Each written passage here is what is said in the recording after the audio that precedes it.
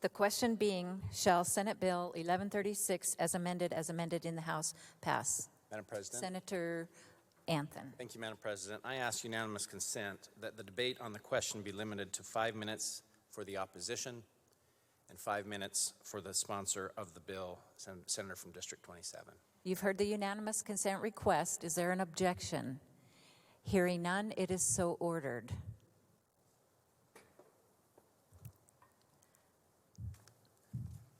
Madam President. Senator Burgoyne. Madam President, I rise to give the 5 minutes of debate to sustain the governor's veto on Senate Bill 1136A. The senator has the floor. Thank you, Madam President.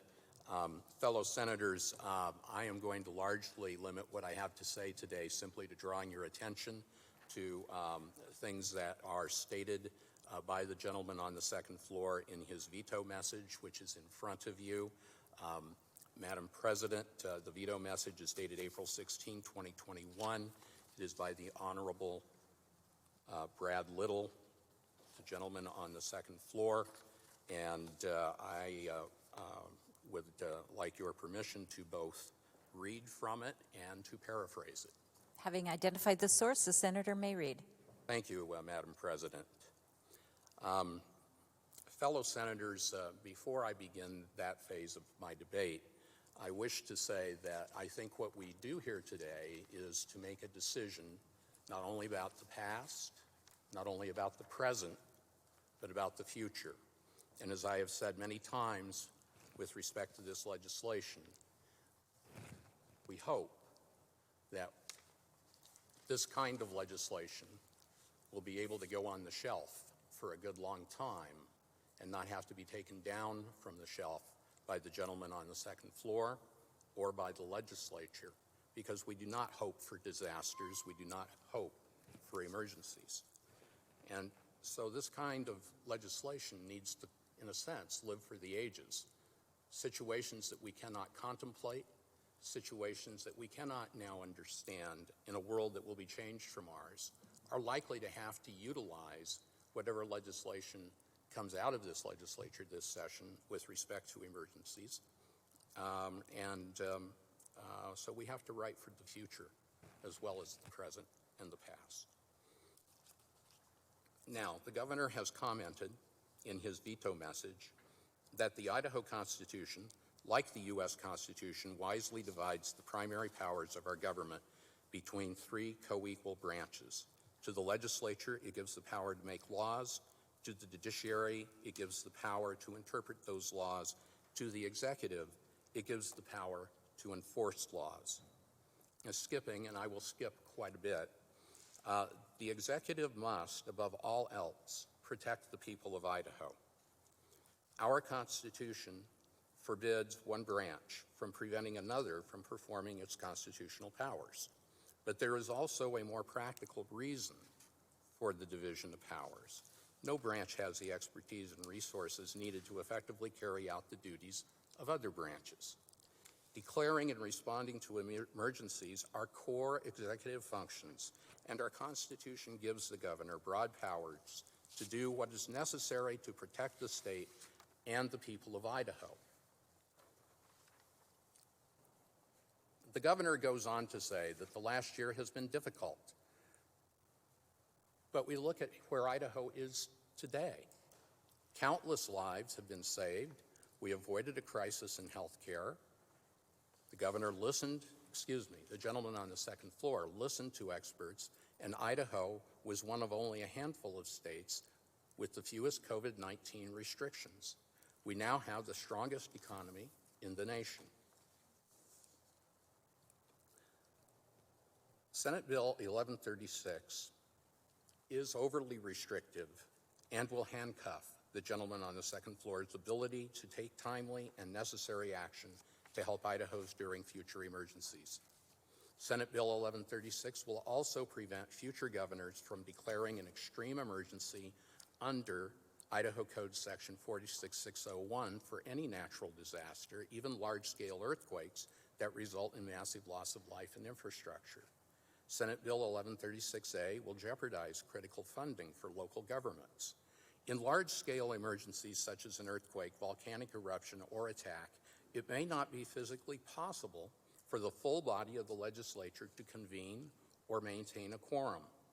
If the legislature is unable or unwilling to extend an emergency declaration, the state will no longer meet the criteria to be able to receive federal disaster funding. And I would add simply that the lives of Idahoans, the well-being of Idahoans, the occupations of Idahoans could be put at great risk. This will not be the first time you've heard me say this. I think the concern is that we have to get the balance right. And the balance... Senator Burgoyne, your time has expired. Thank you, Madam President. Is there further debate? Madam President. Senator Anthon. Thank you, Madam President. In favor of overriding the veto, I stand before you. Senators, if the power comes from the Constitution for the executive branch, this body does not have to legislate it. The governmental powers in 46601 are delegated powers from the Idaho legislature. They are the powers that belong to the Idaho people, delegated to the executive branch to serve us all in times of emergency. Consistent with the philosophy of the majority of this body, this particular piece of legislation takes the position that response should have the lightest touch in governmental powers. We don't believe, as Idahoans, that any one individual should have unlimited power, whether there's an emergency or not. That there should not be power exercised without appeal to our citizens, to shutter businesses, limit citizen movements, or stop them from attending school or church. Government must be responsive and representative, and that is the Idaho way. This piece of legislation acknowledges that there are times of emergency in which the executive branch must act and act quickly. And to that end, the statute currently, as well as the statute that's proposed in its delegated authority, has given to the gentleman on the second floor and any future governor the ability to do so. And in this particular case, 60 days to do so. And as we've stated on this floor before, we believe that the Idaho people deserve all hands on deck. All of the representative government of the state of Idaho, in the worst of times, should be called together. And this particular piece of statute, if you remember, is not for floods necessarily and snowstorms and the run-of-the-mill, so to speak, emergencies that we often encounter in Idaho. This is the martial law statute, the most dire of emergency situations, enemy attacks, explosions, violent revolts. It will be time for all hands on deck. Madam President, I urge this body to move forward for the Idaho people, to do what our constituents have asked, and to override the veto. With that, Madam President, debate is closed. Debate being closed, the question is, shall Senate Bill 1136 as amended in the House pass, the governor's veto notwithstanding? This does require a 2/3 majority vote. The secretary will call the roll. Eigenbrod. Anthon. Baer. Bayer. Burgoyne. No. Burtonshaw. Cook. Crabtree. Den Hartog. Grove. Guthrie. Harris. Hyder. Johnson. Lakey. Lee. Lent. Lodge. Martin. Nelson. Nye. Patrick. Robbie. Rice. Ricks. Riggs. Souza. Stinnett? No. Thane? Fick? Ward Engelking? No. Winder? Wintrow? Woodward? Zito?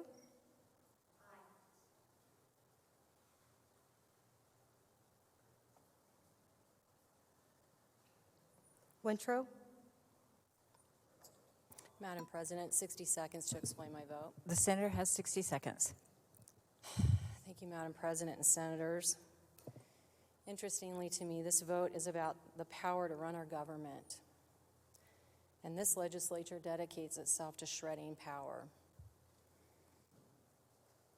And then while the gentleman on the second floor is intent on helping the legislature to do so, I find it deeply troubling also that the gentleman on the second floor wants my help to protect his power and yet won't help save the power afforded to our citizens.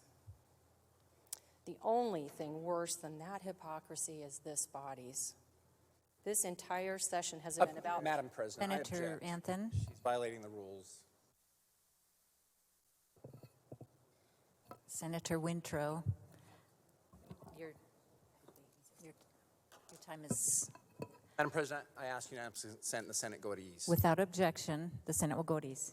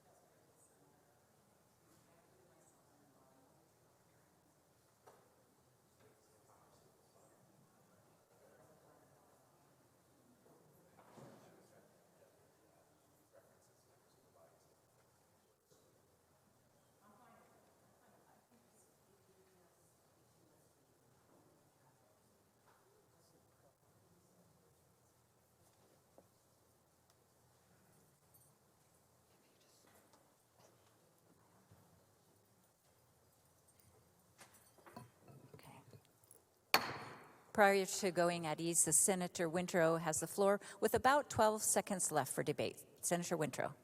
Thank you, Madam President and Senators. I withdraw my last statement. I apologize for the statement. While I'm embarrassed to do so, and I'm embarrassed by the consolidation of power that I think we've been trying to do all session, I will support the gentleman on the second floor and uphold his veto. And the senator votes nay. Senator Wintrow votes nay.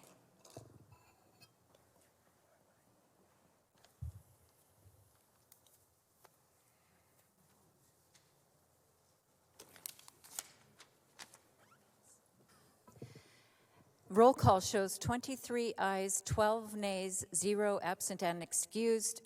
Having failed to achieve a two-thirds majority vote, the override Senate Bill 1136, the governor's veto is sustained, and this bill will be filed in the office of the secretary.